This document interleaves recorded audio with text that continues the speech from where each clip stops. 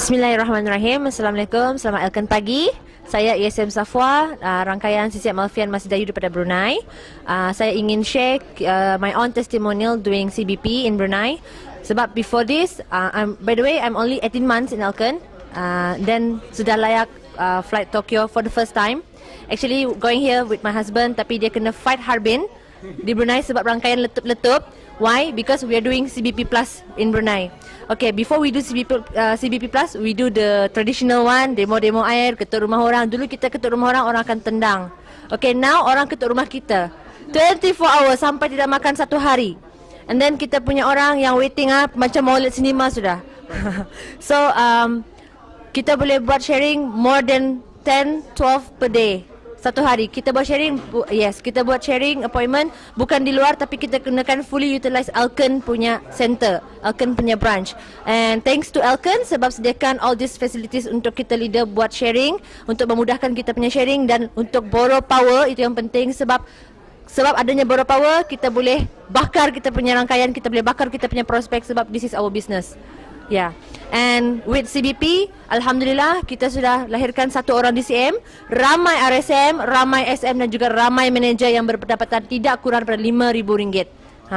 And Alhamdulillah sudah 2 bulan fighting Harbin, ramai daripada my rangkaian yang sudah layak untuk pergi ke Harbin. And I will make sure there are many more for them, especially young generation untuk pergi flight to Harbin for free.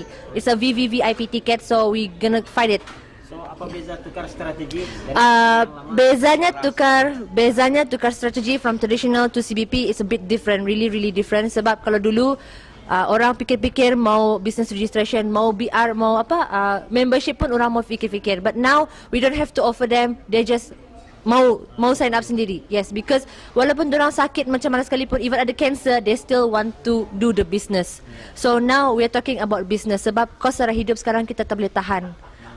So itulah yang kita kena buka krisis kita lah, semua orang yang kita kena fahamkan. Selepas tukar strategi? Selepas tukar we start in SV 10 2014 CBP. Alhamdulillah kita punya TGS tidak kurang lah daripada 50,000 setiap bulan. And then we pernah achieve 110,000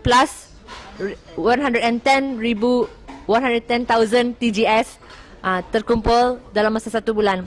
Dan I managed to lahirkan DCM yang mempunyai dia punya TGS 80 lebih ribu. Now dia lahirkan seorang RSM dan ramai manager di bawahnya, dan dia akan bantu this month, insyaAllah semoga dipermudahkan ESM ke atas supaya they fight Harbin, they fight Florence also. Sebab I said saya akan bakar mereka that this trip from Elkan is very fantastic. Boleh share you punya ayat power yang paling suka anda guna untuk buka minat? Ayat power yang I always do for my rangkaian. If you fail to plan, you plan to fail. And then bertindak, action always. Never give up lah. Sebab kan in Elkan, kita kan budaya sama-sama. Sebab in Elkan, if you tidak buat sekarang, if you tidak berubah sekarang, who else? And then bila you kan berubah. Sebab if you don't change yourself, you tidak akan berubah. Yeah. Okay, so you banyak buat appointment, banyak buat sharing di center sekarang. Compare to traditional, you pergi rumah-rumah, sekarang you buat di center. Most of the time pagi sampai malam full of appointment. How you make your appointment? Okay, normally we tidak buat appointments dengan orang. We just share borrow power lah, share gambar, share cerita orang macam mana dia buat macam ni, macam mana dia buat itu. Mock check kan, dorang terima mock check, kita spread lah to our groups and all, and then they all the one yang private kita untuk jumpa. So on the same day, pada hari yang sama, we managed to get appointments 20 plus and above, and then at the same day juga kita buat sharing from morning early as 8 AM until midnight, maybe more pun orang sanggup tunggu. Sebab dulu kalau kita buat traditional, kita mau ketuk rumah orang, orang pun fikir-fikir nantilah, esoklah, lusalah, tahun depanlah. Sekarang kita tak payah tunggu macam tu lah sebab they all come to us already. So we don't have to ketuk orang punya door, and then now dorang yang ketuk kita punya door lah, especially in Elkan punya branch. Yeah. So apa rahsianya? Macam you simpan gula semua datang. That's why Apa kekuatan tu?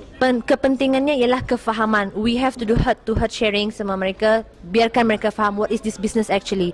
Sebab we don't do it for us, we do it for them. We bantu dorang, builds you to build others. Yeah.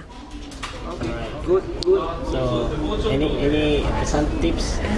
Tipsnya jangan mudah mengalah walau apapun cabaran. Memang ada cabaran lah sebab the more you dream, the more you want to achieve, the bigger you punya halangan, you punya cabaran. So that is itu yang paling penting lah. Yang paling penting you punya kekuatan dan you punya belief and commit. These two thing you kena ada, belief and commit. That's all. Yeah.